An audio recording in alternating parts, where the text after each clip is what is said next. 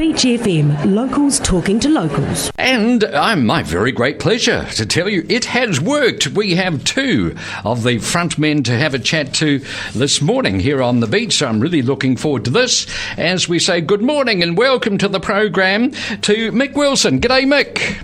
Good morning, sir. How are you? I'm very well. You'd agree with my comment about great music coming out of the UK, I guess. Absolutely. I think that's, I guess it's the birthplace of rock and roll, really. I think so. And I'm sure you've noticed on your tour down here in the Antipodes, Mick, that we rather like the British music in New Zealand.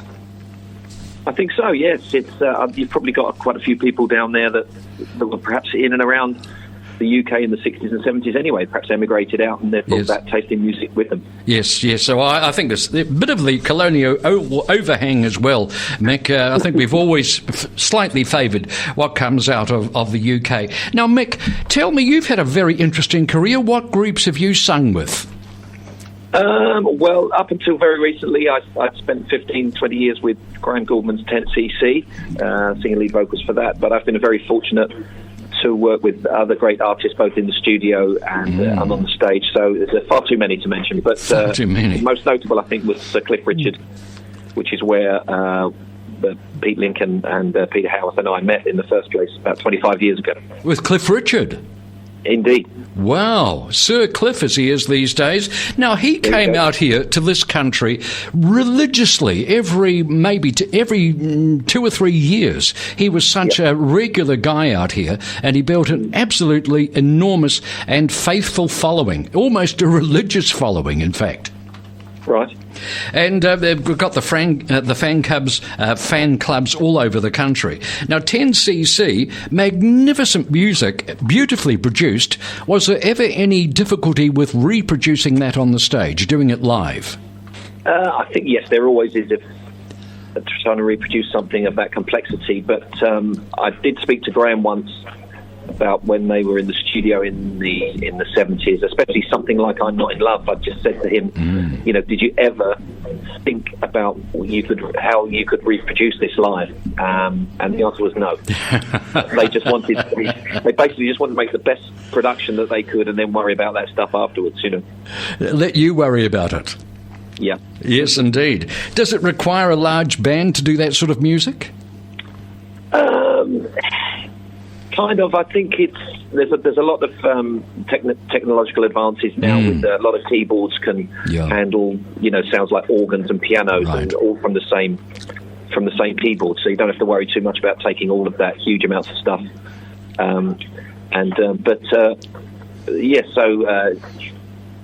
It's down to about a 5-piece now, 10cc. Wow! But with the frontmen, we're doing it with just the three of us and three voices. Goodness me! Are you playing the instruments as well?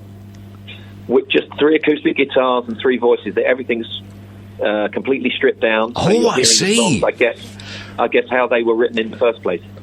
Why not? Well, I like that sort of stuff, the acoustic feel, and that actually gives it a much more intimate feel about it as well, doesn't it?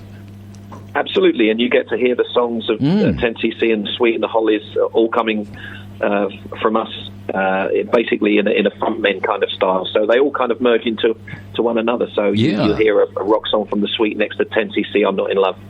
And but I'll let Pete Lincoln talk about that. Okay, well, perhaps we could talk to Pete, and thank you very much, Mick, for your time. Much appreciated here on Beach FM. Pleasure.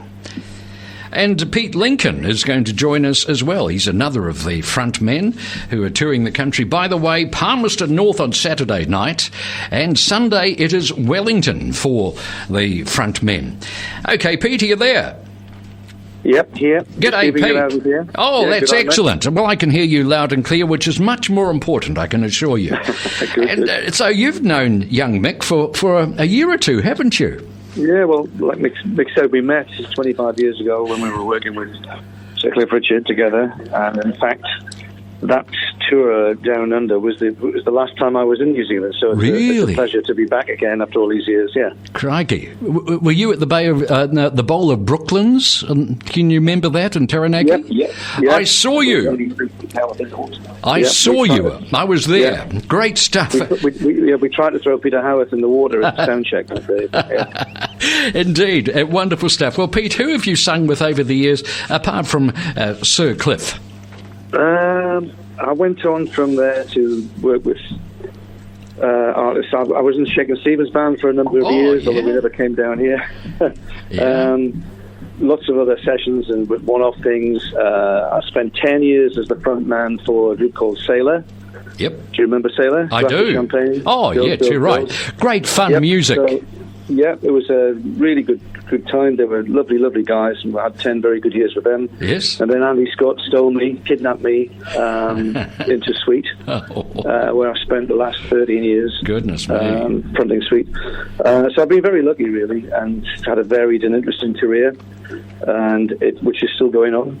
And still will go on for some years to come out. Well, it will, won't it? There's this wonderful wave of nostalgia, and you'll find a lot of people think that the music that you were so lucky to be part of, that is classic pop music, and I've got a feeling it will never die.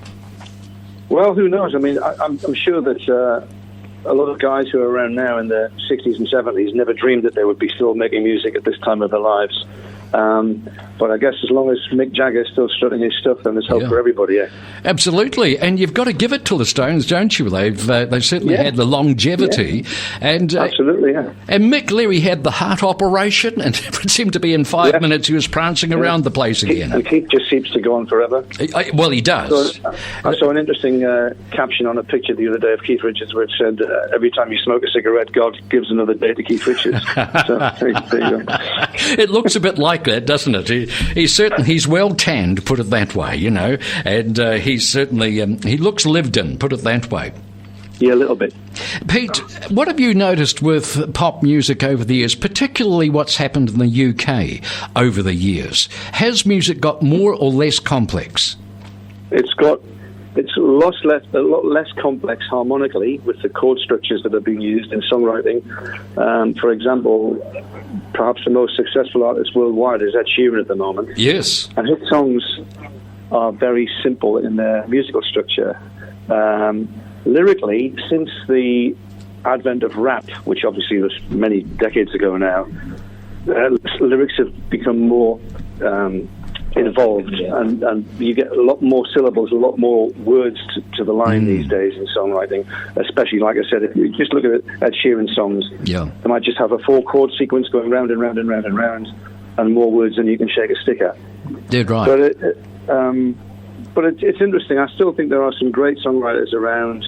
It continues to evolve, albeit in a simplistic way at the moment, perhaps, but it's still good stuff. You know, there's some great melody writers, and some. I think more songs now, a pop song or a country pop song, country rock song, have got more hooks, more hooks. Just not just a verse and a hook in the chorus. It's like hook after hook after hook. Yes, which is also a byproduct of more than one writer writing a song. If you look at the writing credits on a hit these days, there are probably 7 or 8 writers involved, and they've all brought in their little hook to the table. So you've got to crowbar all those hooks together and form a 3-minute pop song. Goodness me, that sounds. So it's changed a lot, you know. But there's room for everything. I've got mates who are in progressive rock bands. I've got mates who are in folk bands, and it's great. I think the whole gamut of music is quite fascinating, really. So that's the other side of having no Beatles or no Eagles or no one overriding influence in music. It does seem to be very diverse these days, doesn't it? Yeah, that's right, yeah.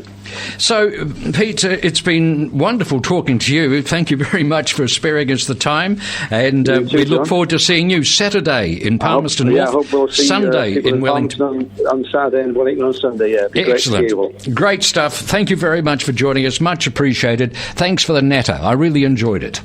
Thanks, mate. Okay, mate. All the best to you.